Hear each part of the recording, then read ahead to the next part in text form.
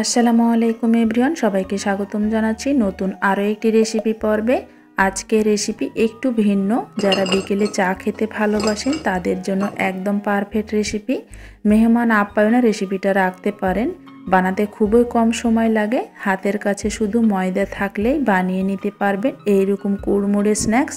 তাহলে চলুন কথা না বাড়িয়ে চলে যাই আমরা মূল রেসিপিতে।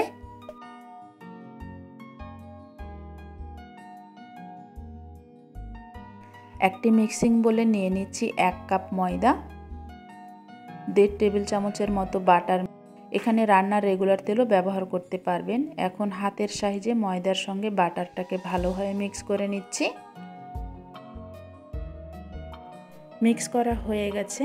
এখন দিয়ে দিচ্ছি 2 টেবিল চামচের মতো পাউডার সুগার। আবারও ময়দার সঙ্গে ভালোভাবে মিক্স করে নিচ্ছি।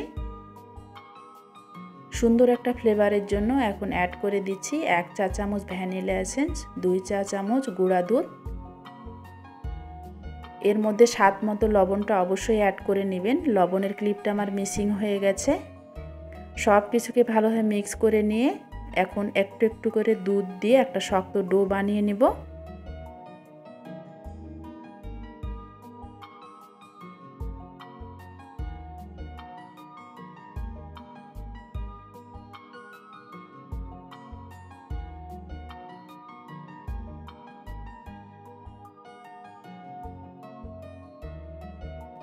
শক্ত একটা ডো বানিয়ে নেওয়া হয়ে গেছে।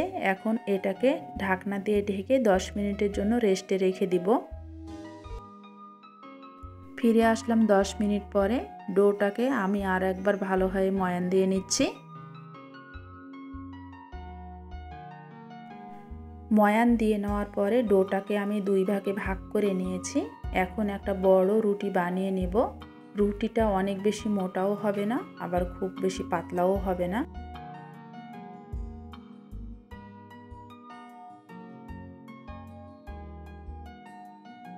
পাতলা একটা রুটি আমার বেলে নেওয়া হয়ে গেছে। এখন রুটির 2 সাইডের মাঝ বরাবর কাটারের সাহায্যে এইভাবে কেটে নিচ্ছি। একটু ভালো করে খেয়াল করে দেখলেই বুঝতে পারবেন আমি কিভাবে কেটে নিচ্ছি।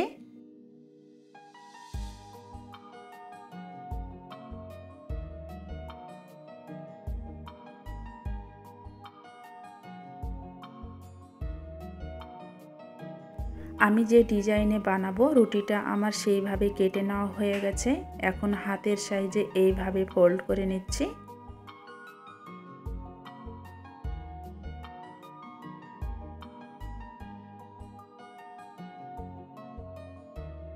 স্ন্যাক্সগুলোর মাথার সাইডে অবশ্যই এভাবে পানি লাগিয়ে নিতে হবে যেন ভাজার সময় মুখটা খুলে না আসে।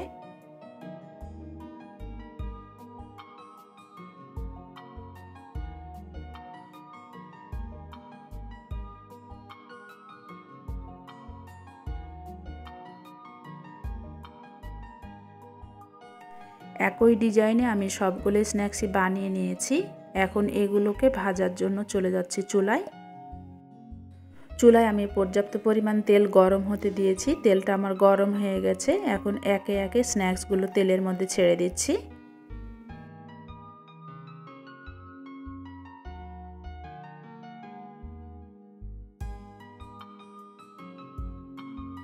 উল্টে পাল্টে এগুলোকে ব্রাউন কালার করে ভেজে নিতে হবে।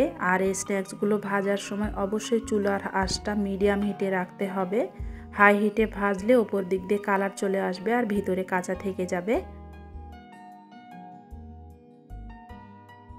স্ন্যাক্সগুলোকে একটু সময় নিয়ে ভেজে নিতে হবে। ভালোভাবে যদি ভাজা হয় তাহলে 1 সপ্তাহ পর্যন্ত ঢাকনাযুক্ত কন্টেনারে রেখে খেতে পারবেন।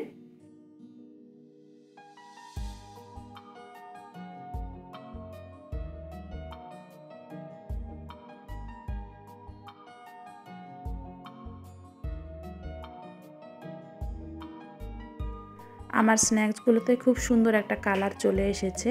এখন তেল ঝরিয়ে আমি সবগুলো স্ন্যাক্স উঠিয়ে নিচ্ছি।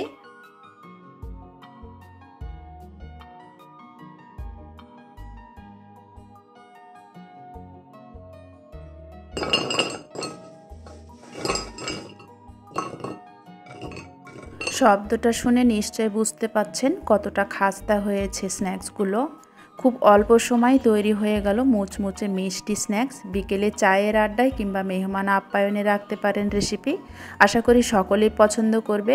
এইভাবে অনেকগুলো বানিয়ে ঢাকনাযুক্ত কন্টেনারে রেখে 1 সপ্তাহ পর্যন্ত খেতে পারবেন। রেসিপিটি ভালো লাগলে অবশ্যই সুন্দর একটি কমেন্ট করবেন আর চ্যানেলটি সাবস্ক্রাইব করে পাশেই থাকবেন। আজ তাহলে এখানেই বিদায় নিয়ে নিচ্ছি। Keep watching Nilufa's recipe and blog. আল্লাহ হাফেজ।